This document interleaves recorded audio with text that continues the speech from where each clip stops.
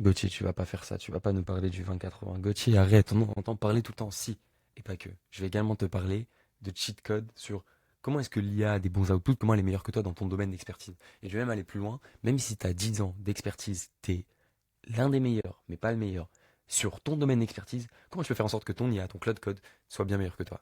On va parler de ça. Je te donne le type, genre le truc qui va faire que tu vas avoir des outputs en termes de qualité de travail réel avec ton IA et l'environnement, rapidement, life maxing à VS Biz maxing. Ok, ça va être les sujets. Mais commençons par ce fameux 2080, mon ami. J'ai repris la claque récemment de ça. Ça, c'est un truc que tu entends parler, mais est-ce que tu l'appliques réellement? Je te jure que si tu l'appliquais réellement, tu irais tellement plus vite. Tu le sais autant que moi, parce que moi-même je le sais, moi-même je l'applique pas réellement. Et c'est le cas de tout le monde. Mais quand tu réalises que 20% de tes actions font 80% de tes revenus, 20% des tâches que tu fais rapportent 80% des revenus, que 20% des clients avec lesquels tu bosses rapportent 80% des revenus, que 20% de tes clients, les pires clients, te rapportent le plus de maux de tête. Quand tu t'en rends compte, que tu réalises, tu te prends une claque monumentale. Le 20-80 s'applique dans tellement, tellement, tellement, tellement de choses. Et quand tu réalises, quand tu te poses et tu te dis, ok, c'est quoi mon 20-80 aujourd'hui? Demain, qu'est-ce que je peux faire qui vraiment, réellement, va faire 80% de mes résultats, 80% de mes revenus?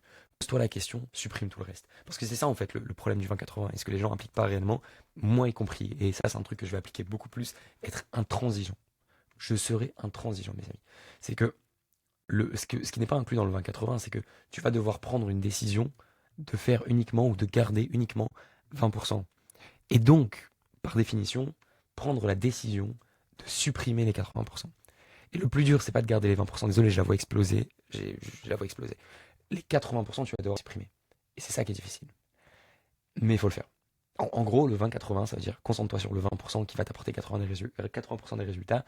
Mais les 20%, il faut que tu supprimes absolument ces 80%. Si, je sais pas, 100% de tes journées, ok, tu vas faire des tâches à moitié à droite, à gauche. Tu vas te dire, les 20% que je fais le matin, ou par exemple, je vais faire du call-call, c'est ce qui m'amène réellement 80% des résultats.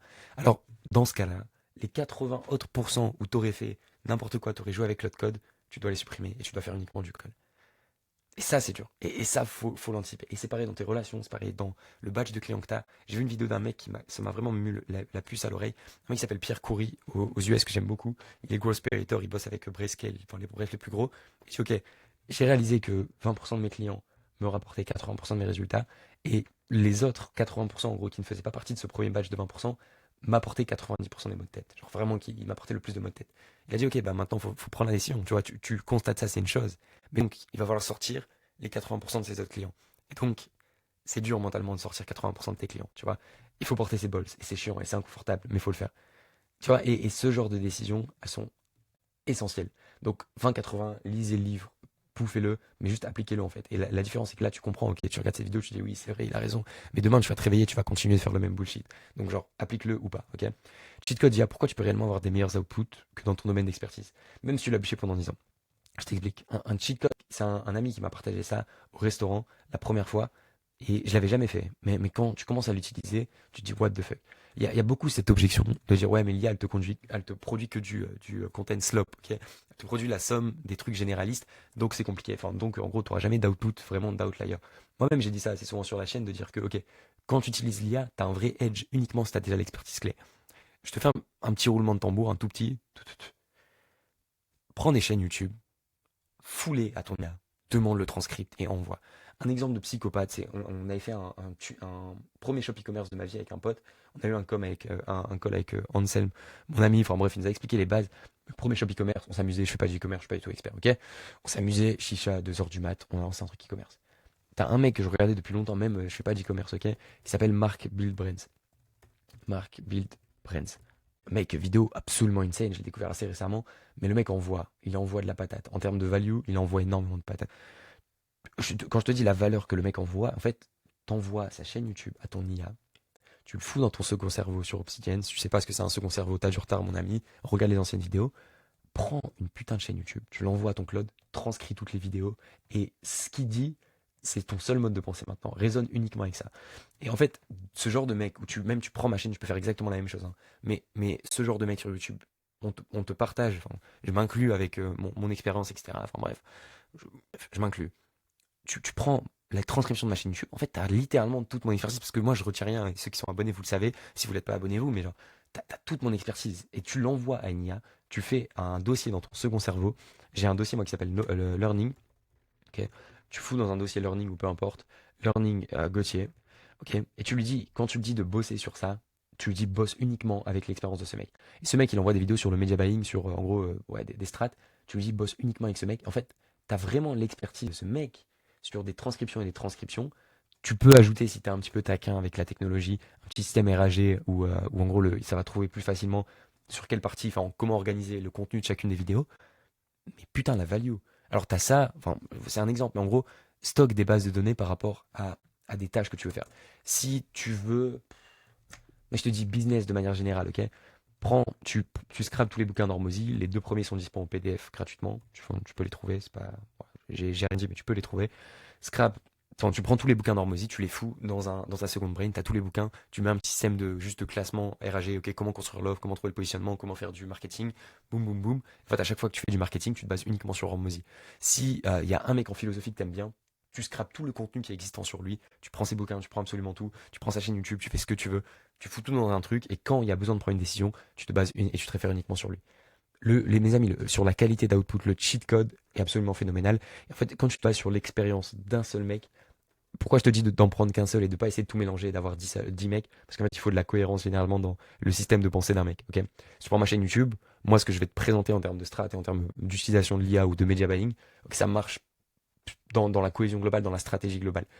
Mais si tu prends uniquement un élément et que tu l'ajoutes pas aux autres, c'est plus complexe. Ok, donc bref, tu prends un seul mec, quand tu bosses sur un projet, tu prends le mec que tu considères le meilleur, tu prends sa chaîne YouTube, tu l'envoies à ton IA.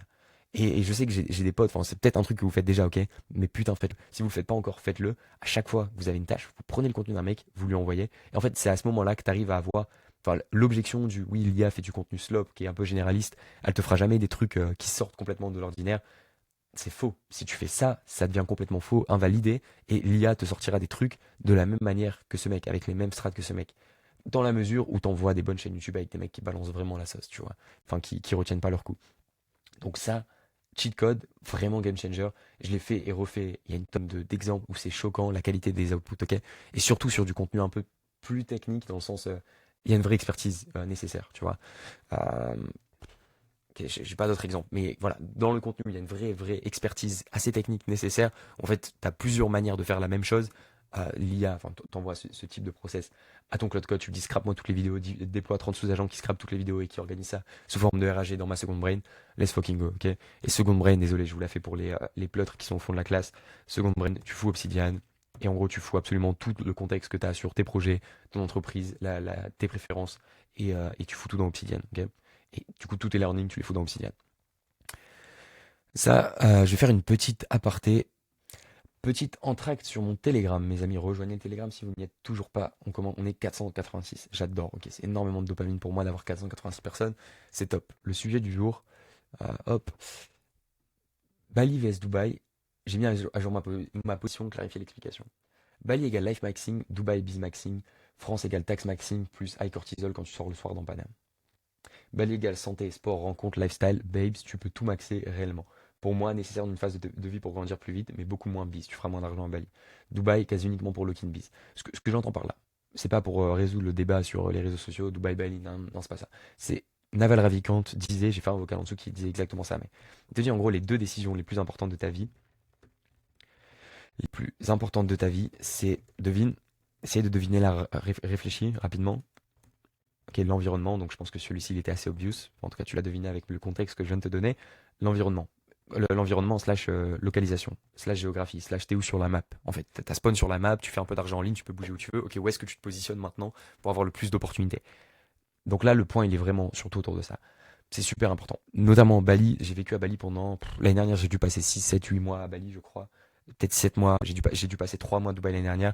Là, j'ai fait une bonne partie du début de l'année à Bali et j'ai passé quelques jours à Dubaï récemment. La différence, tu la sens en fait. Je te dis pas que Bali, enfin, tu vois, les gens qui disent ouais, Bali c'est une ville de branleurs, nan, les gens ils bossent pas, etc.